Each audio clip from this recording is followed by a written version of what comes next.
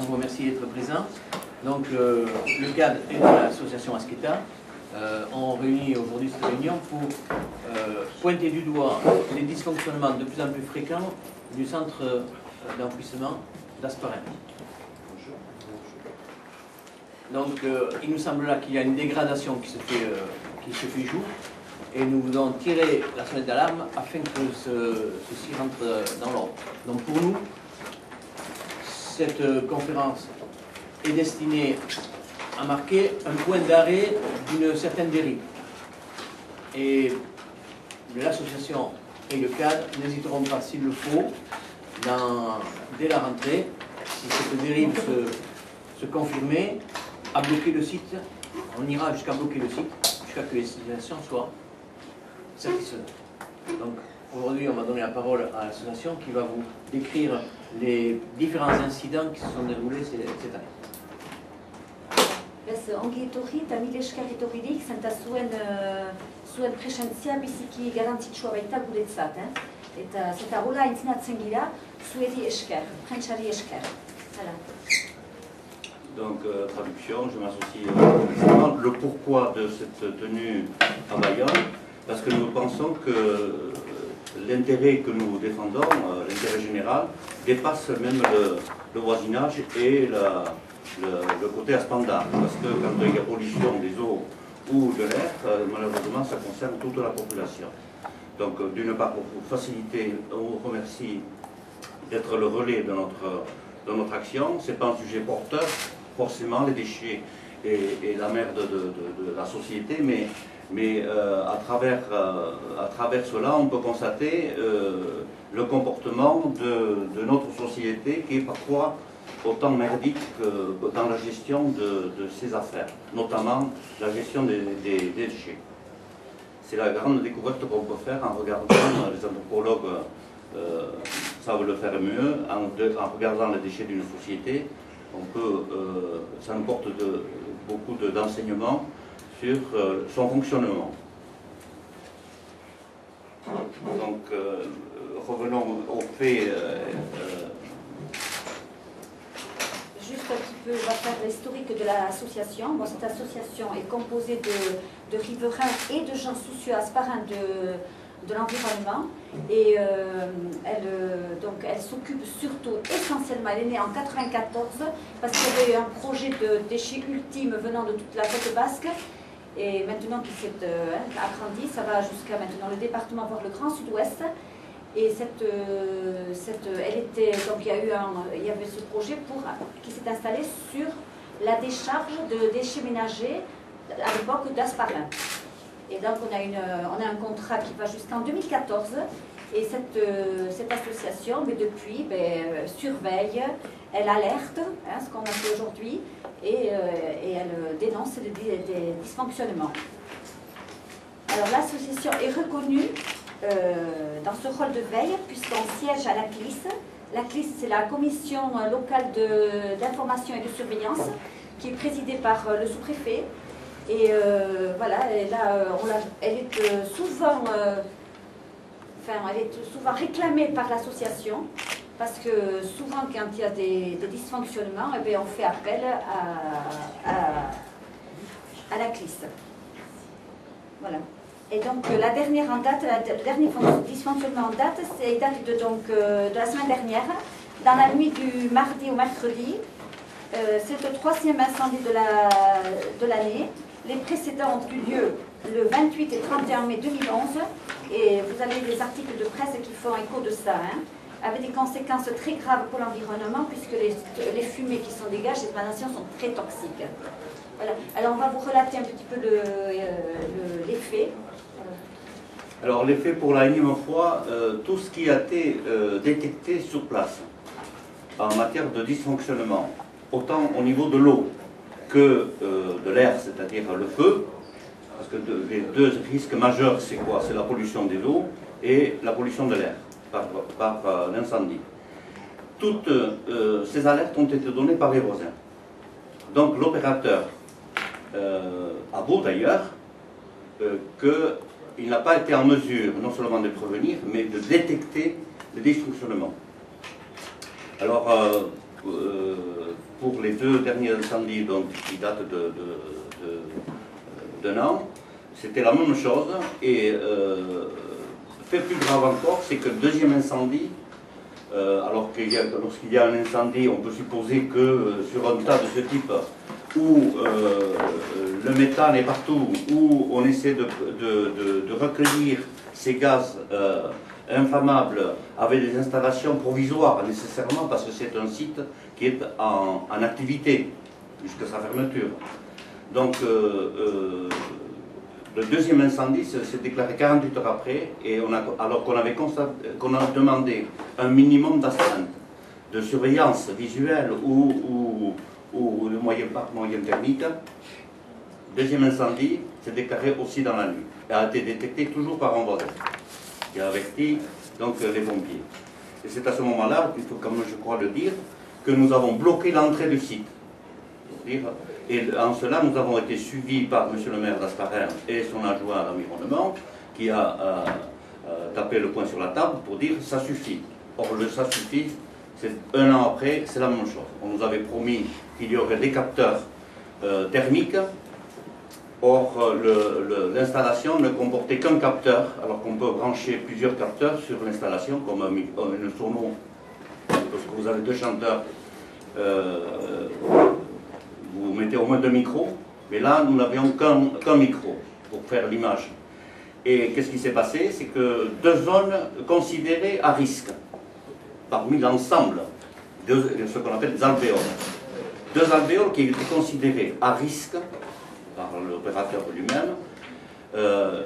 Seulement une des zones était surveillée par le capteur. Comme par hasard, le feu a pris sur l'autre zone. Alors le feu, moi je me suis rendu compte, par hasard, tout à fait par hasard, parce que je me souciais du temps qu'il ferait le lendemain pour un chantier important. Je me suis levé vers 3 heures pour regarder le temps qu'il faisait, et comme par hasard, un petit peu comme tous les voisins, maintenant, et puis c'est pas, on ne va pas arrêter l'habitude, on jette un petit coup d'œil pour voir ce qui se passe. Quand on passe à proximité ou quand on habite à proximité, comme par hasard, j'ai vu la lueur, je ne pensais pas, je n'imaginais pas que ça pouvait être ça. Je pensais à un tracteur qui travaillait, maintenant il travaille la nuit et compagnie. Bref, je vous fais trace des détails. Et je me suis rendu compte sur place qu'il y avait, l'opérateur a reconnu qu'il y avait 400 mètres carrés de superficie, en feu. Nous l'avons constaté ensuite. C'est nous qui avons averti les pompiers avec beaucoup de difficultés parce que à Pau, on ne sait pas forcément ce qu'est un centre d'enfouissement et sa dangerosité. Et c'est nous qui avons averti l'opérateur, les pompiers, enfin tout. Et nous avons été convoqués à un semblant de réunion de concertation le lendemain à 5 h de l'après-midi. Et bien entendu, tout était fait pour que la zone incriminée soit recouverte de terre. Bien sûr, il a fallu recouvrir de terre l'incendie. On en vient à bout, non pas en arrosant, les pompiers sont là un petit peu pour constater les faits, mais en mettant de la terre dessus. Alors je vous imaginez, ce sont les ouvriers du site qui travaillent avec leur pelle mécanique, leur tractopelle, et qui prennent de la terre et vont carrément au milieu des flammes. Et de loin, je vous dis que c'est un petit peu spectaculaire. Heureusement que ou malheureusement que les inspecteurs du travail souvent dorment à cette heure-là. On peut se poser la question, le jour où il en restera un au milieu avec son engin, ce sera plus grave encore. Donc nous avons été appelés le lendemain à 5 h.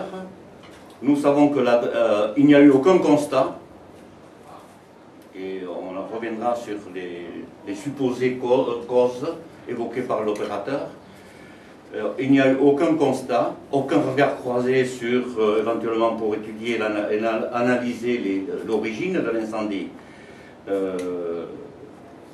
Mais tout a été recouvert, et à 5 h l'après-midi, ni vu ni connu, il n'y avait rien à voir. Donc nous avons alerté à ce moment-là, je veux dire, on est un petit peu dérouté et dépité parce que c'est la énième fois que ça se déroule, et on se demande qu'est-ce qu'il faut faire, quoi. Parce qu'ils ont toujours une réponse.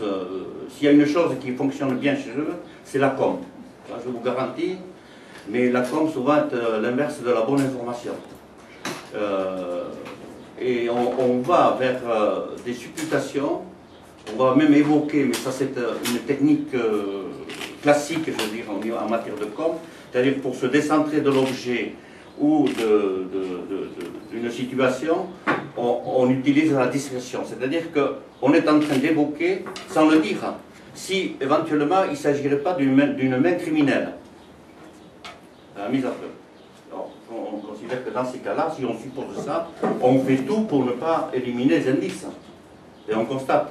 Or, les gendarmes sont passés vers 4 h de l'après-midi le lendemain. Donc, tout est recouvert. Moi, premier témoin, à la limite, on pourrait penser que je pousserais pour éventuellement un incendiaire, mais je n'ai jamais été convoqué ni interrogé en la matière. Bon. Mais tout ça, en fin de compte, c'est pour essayer de se faire passer pour... alors là, ils sont très forts, parce que les rapports qui sont réalisés sont nickel, pour diminuer, pour relativiser, pour dire qu'il faut faire confiance, et nous avons perdu toute confiance. Les promesses n'ont pas été tenues, et ce sont des opérations de com, c'est la direction, c'est-à-dire, comme je dis, de responsables, sinon de coupables, bon, j'utilise pas le nom, bon, en tout cas de responsables, on passe à victime. Et ça, c'est... on est au bout du rouleau. Non, pas tout à fait. Alors on essaie de contenir notre rage, mais il y a de quoi faire si on veut que les choses changent. Et ce que nous réclamons, c'est effectivement qu'il y ait d'autres conditions de travail. Voilà. Alors les exigences parce que bon, c'est... alors elles sont, on les a listées là dans les exigences. Alors, nous exigeons des conditions de surveillance renforcées par la mise en place d'une caméra vidéo sur la zone d'exploitation. Une caméra, bien sûr, qui est exploitable sur le moment, mais aussi a posteriori. C'est-à-dire que quand quelqu'un a envie d'aller voir, parce que nous, il nous arrive de regarder, on a des réflexes conditionnés, c'est vrai. On regarde un camion, tiens, il décharge quelque chose de suspect. Et bien, la dernière fois, quand nous sommes allés demander ce qu'ils avaient déchargé, mais ils ont mis 2 mois à trouver la nature du déchet. Et ils nous demandent, mais qu'est-ce que vous avez vu? Qu'est-ce que vous avez vu? Mais c'est pas à nous de vous dire ce qu'on a vu, c'est quand même, c'est l'inverse, enfin, c'est vraiment... Dans toute institution, dans tout petit magasin, dans tout bureau de brasserie, on l'a vu récemment, il y a des caméras qui visualisent, qui a posteriori peuvent expliquer. C'est un outil de travail qui serait intéressant pour eux. Imaginez l'incendie, on aurait vu par la caméra à quel moment, éventuellement, quelle est l'origine, si c'était les lutins en cape noire qui sont venus mettre le feu ou pas. Cela existe. Quand on ira faire un tour au Petit Bayonne, nous savons que nous sommes surveillés, sinon pour la tranquillité Donc là, il s'agit d'une matière dangereuse. Il y a des risques, tout le monde le sait, et on n'est pas fichu d'installer une vidéosurveillance qui serait un outil important et pour nous qui serait aussi, parce que de doute en doute, notre confiance est tout à fait limitée sur le quantitatif et le qualitatif des entrants. Nous savons qu'il y a des milliers de tonnes, donc près de 70 000 tonnes, de déchets qui arrivent chaque année. Ça représente 5 à 6 000 tonnes par mois, dont on n'a aucune idée. Bien sûr, il y a les règles, il y a tout ça, mais qui peut or, les contrôles, on a vu qu'il y a eu le tonnage contrôlé représente 0,03% du tonnage total. Donc c'est infime. On a regroupé sur des jours où il y a 3 contrôles, et les contrôles sont souvent administratifs, c'est-à-dire que le chauffeur ne fournit pas le papier nécessaire donnant l'identité, l'origine, le truc, donc à ce moment-là, il est refoulé. Donc on peut considérer que si certains jours il y a 3 camions qui sont refoulés, le lendemain il pourrait y en avoir autant. Or il y a eu des périodes de 6 mois où il n'y a aucun contrôle. En tout cas, il n'apparaît pas de dysfonctionnement. C'est parfait. Nous exigeons aussi la mise en place d'une deuxième torchère. Parce que ça fait très très longtemps qu'ils nous disent « Ah, elle est surdimensionnée ». Et vraiment, moi je leur dis tout le temps « Non, elle est insuffisante parce qu'elle est souvent en panne. Elle est très souvent en panne. » Et donc j'ai eu comment dire? Une torchère, c'est quoi? Une torchère, c'est un appareil qui brûle les biogaz, c'est-à-dire les gaz, des émanations qui se dégagent des déchets. Tant bien que mal, ils ont creusé, ils ont fait des forages pour récupérer les gaz qui émanent de ce tas. Enfin, on pourrait considérer, mais pourquoi ces gaz? À partir du moment où c'est des déchets ultimes qui sont non dangereux et compagnie. Donc il y a une grosse quantité de gaz qui est... D'abord, ça élimine, on a mis des années pour éliminer les puanteurs qui se dégageaient de ce tas... Excusez-moi, tout à l'heure j'ai conseillé, mais de ce tas de merde, en fait. Afin de récupérer ces gaz qui brûlent nuit et jour. Il y a des milliers de mètres cubes de métal qui brûlent. Donc on pourrait imaginer qu'il pourrait y avoir une revalorisation, je ne sais pas, mais c'est pas mon métier ça. Mais là, ça brûle nuit et jour, la torchère brûle. Et si la torchère s'éteint, effectivement, c'est la puanteur. Donc toutes ces installations sont des installations provisoires nécessairement parce que c'est un site en activité. Et on a appris donc que, par exemple, pas très loin de chez nous à Précillon, effectivement, la décharge là-bas, enfin, c'est le même type de décharge, c'est CET.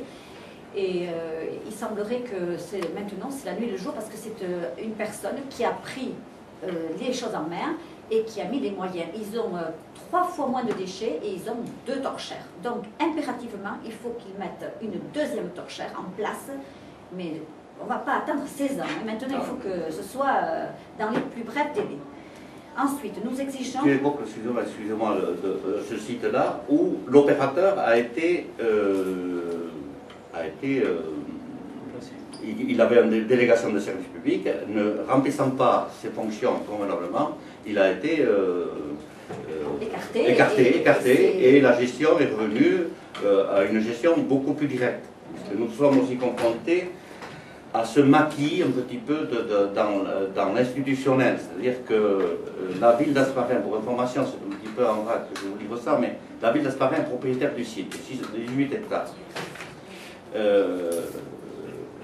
Et en cela, la ville d'Hasparren a été bernée aussi parce que, en fait, l'accord était conditionné au fait qu'on crée sur place donc le site d'enfouissement avec un tri sur place, parce que c'est inimaginable, incroyable, c'est qu'en fait, il y a pratiquement 72% de refus de tri, c'est-à-dire que les refus de tri, c'est quand on ne s'est pas donné les moyens de trier, ou quand c'était vraiment impossible.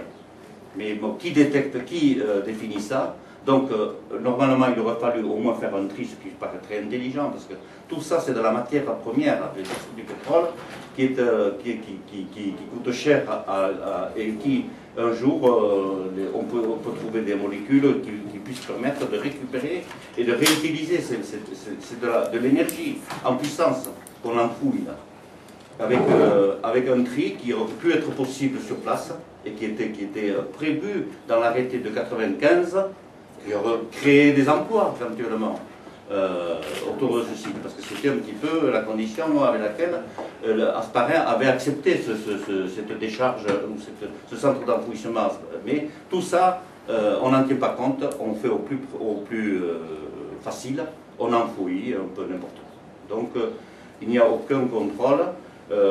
Donc la ville étant propriétaire a délégué à Viltagarbi, qui est une espèce de fédération des pouvoirs publics confrontés à l'insister de gérer les déchets, et laquelle institution, donc Viltagarbi, a délégué la gestion quotidienne donc, à l'opérateur qui est Cita Sud-Ouest, mais qui est une filiale en fait de Suez, la société que vous pouvez imaginer.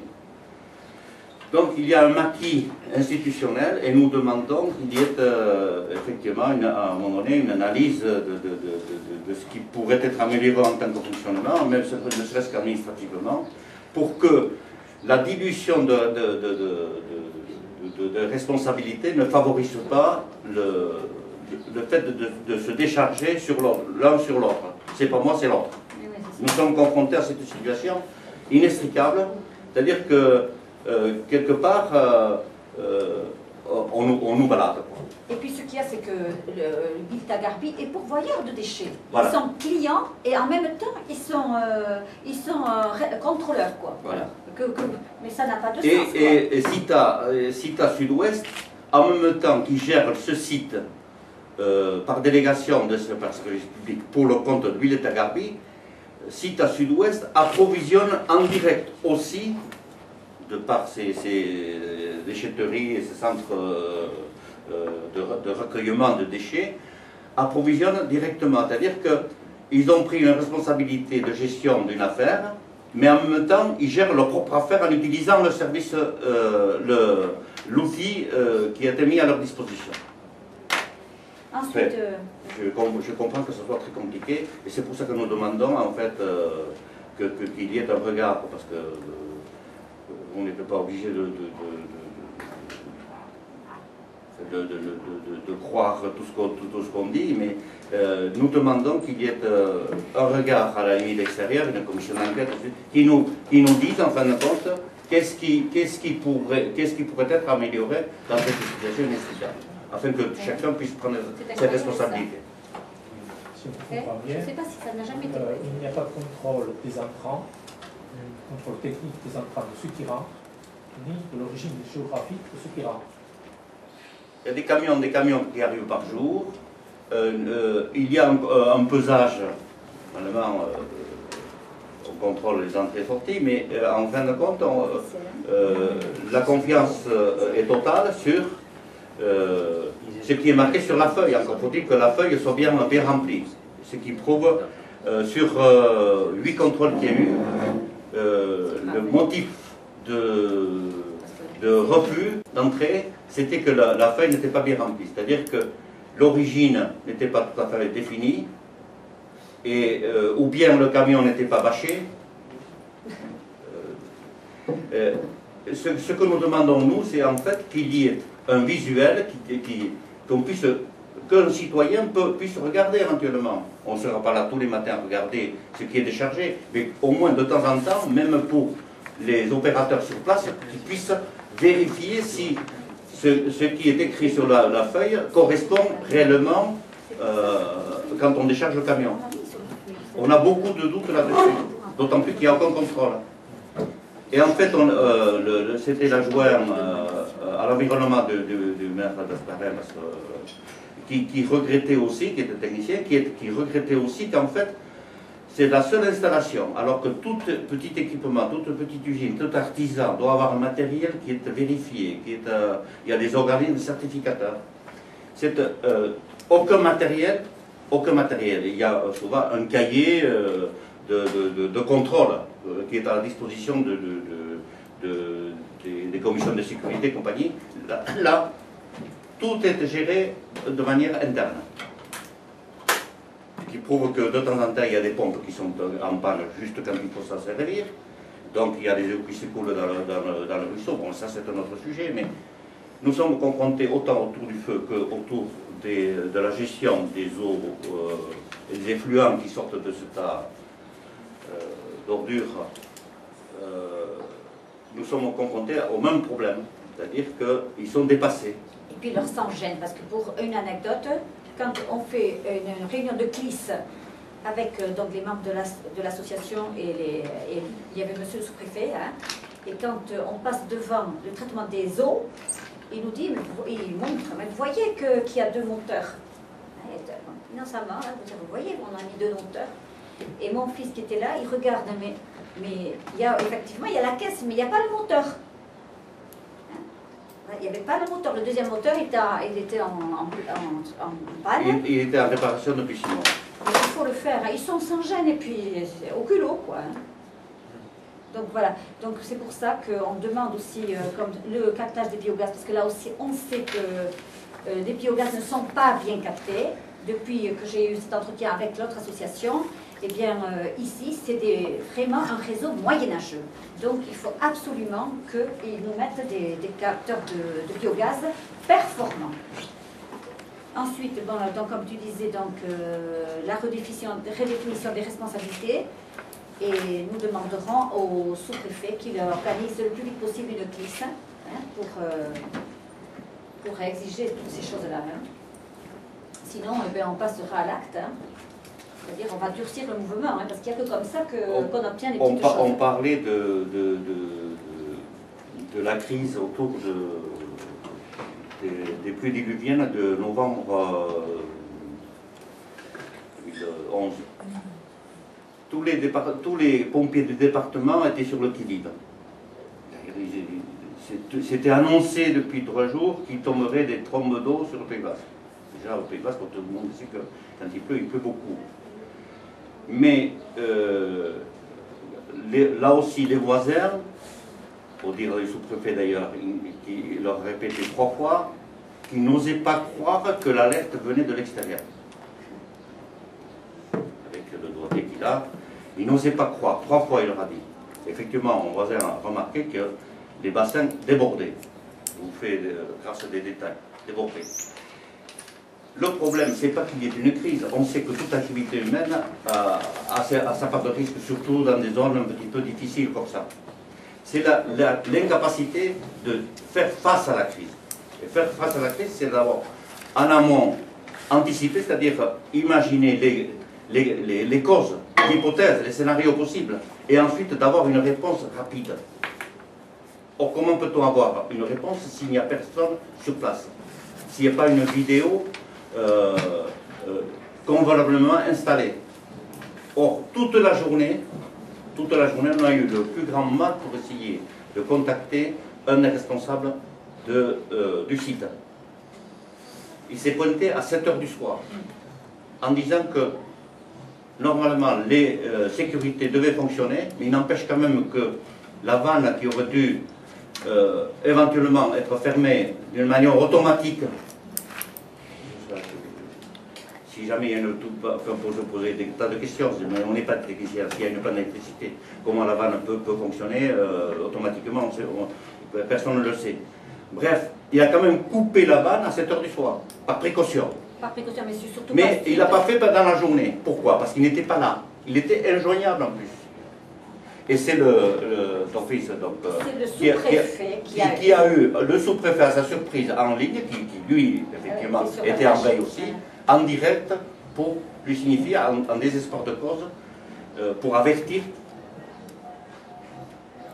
Le fléau, c'est pas seulement... c'est que ces eaux usées, on l'a dit tout à l'heure, à la limite, ça ne porte pas tort à Asparer, parce qu'on est à la sortie d'Asparer. Mais la responsabilité, c'est que ces eaux polluantes, d'abord de par l'inondation, polluent l'ensemble des nappes jusqu'à l'arrivée à la Dour, et la pollution, de toute manière, on la retrouve ensuite jusqu'à l'océan. Et quand on fait des barrages hyper coûteux à la sortie de l'Ouabia, chacun sait que la pollution, c'est pas des Vidartas qui l'ont forcément créé. Mais c'est tout en amont, je veux dire, on n'a pas traité en amont les causes de cette pollution. Et on a toujours l'impression qu'ils sont dans l'incapacité de faire face, d'abord à la crise, et quand on n'est pas capable de faire face, ou quand on n'a pas prévu un minimum la crise, on peut se poser des questions sur le quotidien. Bon. Pour conclure très rapidement, nous ce qu'on peut remarquer, c'est que quand il y a une enquête publique, quand un projet de ce type-là est mis en place, quand il y a l'enquête publique, l'étude d'impact, les engagements, les promesses sont toujours idylliques. Puis au fil du temps, ça se dégrade de telle façon que cela suscite la défiance. Ces gens-là et les autorités doivent se poser le problème suivant. Si les promesses ne sont pas tenues, cela légitimise toutes les réactions de riverains sur un éventuel projet de ce type-là. Donc il ne faudra pas venir se plaindre le jour où il faudra ouvrir notre centre d'enfouissement que les riverains se méfient si les comportements sont les suivants, sont ceux-là. Ensuite, ce que nous disons, c'est que quand il y a un incendie de ce type-là, bien ça veut dire que, on peut se poser la question sur qu'est-ce qui rentre dans ce site. Il rentre des matières fermentescibles qui ne devraient pas y rentrer, qui devraient être triées à la source. Et c'est ça qui génère du gaz, qui, plus tard, prend feu. La deuxième chose, si le site fonctionne bien, il y a des torchères, il y a un bon drainage du site, le gaz est drainé jusqu'aux torchères et il est brûlé. S'il prend feu inopinément dans des zones, etc., c'est que le drainage est mal fait. Donc on peut se poser la question, comment se fait-il que ces techniciens hors pair qu'on nous présente au moment des enquêtes publiques ne soient pas capables d'anticiper ces mesures techniques? Alors, on peut se poser ces questions-là. On peut parfois trouver des éléments qui nourrissent nos interrogations. Ce qui est ici du comité syndical du 16 septembre 2009, quand la CITA prend ça en 2009, il y a 3 ans, on se rend compte quoi? On se rend compte que la CABAB qui paye en fonction du tonnage qui rentre là-dedans commence à tousser parce que le tonnage augmente de manière considérable. On fait des contrôles, on fait des pesées, et le concessionnaire CITA admet qu'il y a des incohérences et que c'est une erreur de facturation. Donc, il y avait été déclaré des tonnages rentrants importants qui se sont avérés fictifs, et la CITA a dû rembourser à la CABAB 600 000 €. Donc, on peut se demander si ces pratiques devant être corrigées, les entrées d'argent moindres, les investissements sur la sécurité moindres.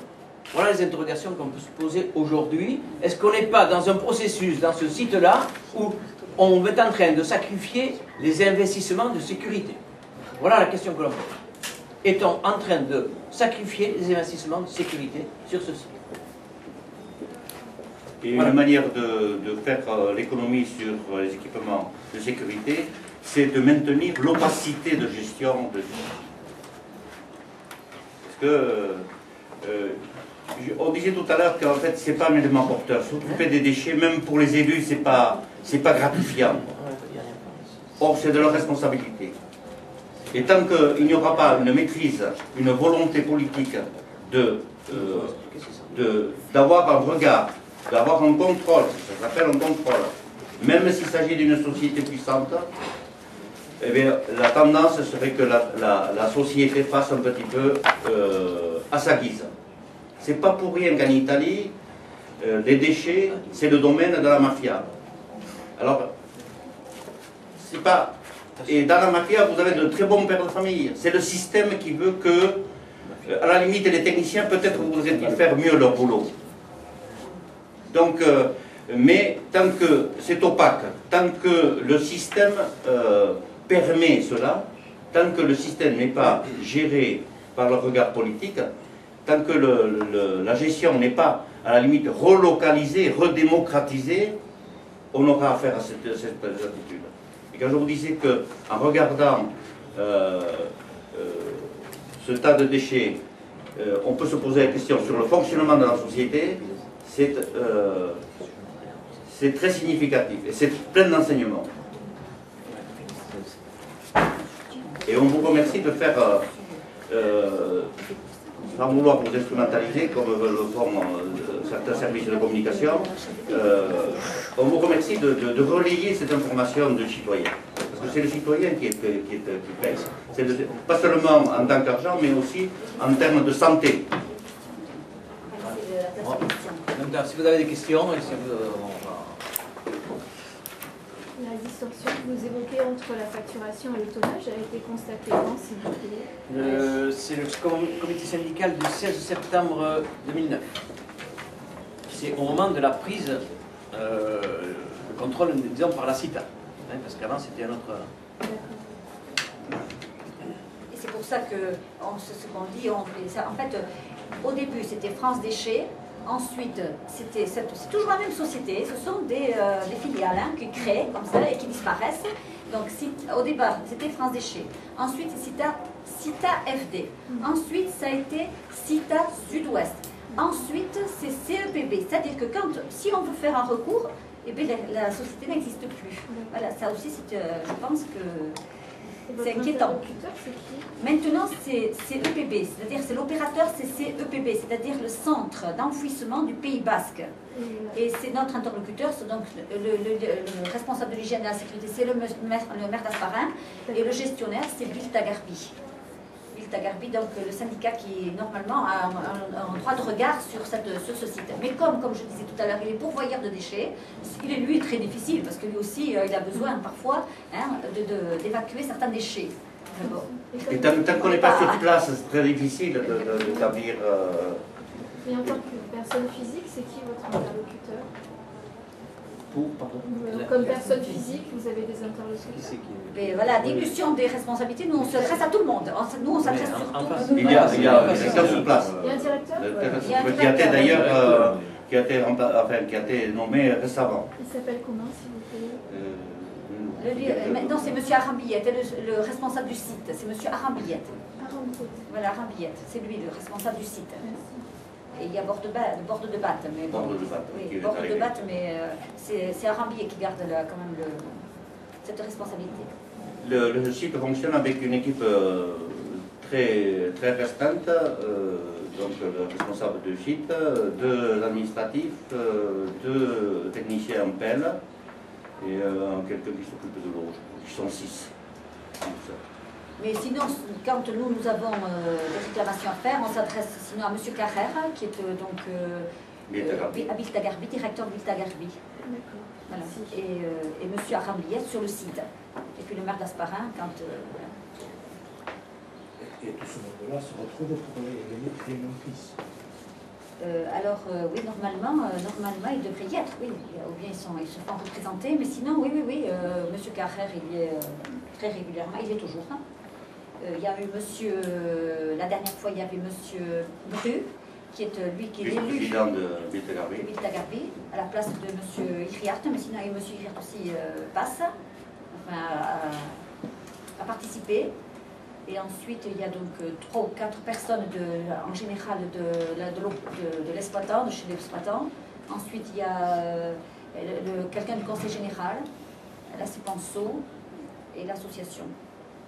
Et les responsables de Bordeaux qui descendent de Suez, qui descendent pour la Corse, et qui gèrent l'affaire à partir de Bordeaux. Alors, par rapport à Biltagarbi, on peut considérer qu'ils souhaiteraient bien que ce site fonctionne convenablement. Ce n'est pas l'intérêt de... Mais tout cela, pour cela, il faut se donner les moyens. Tant qu'on est encore une fois, j'insiste, dans ce maquis institutionnel, c'est extrêmement difficile.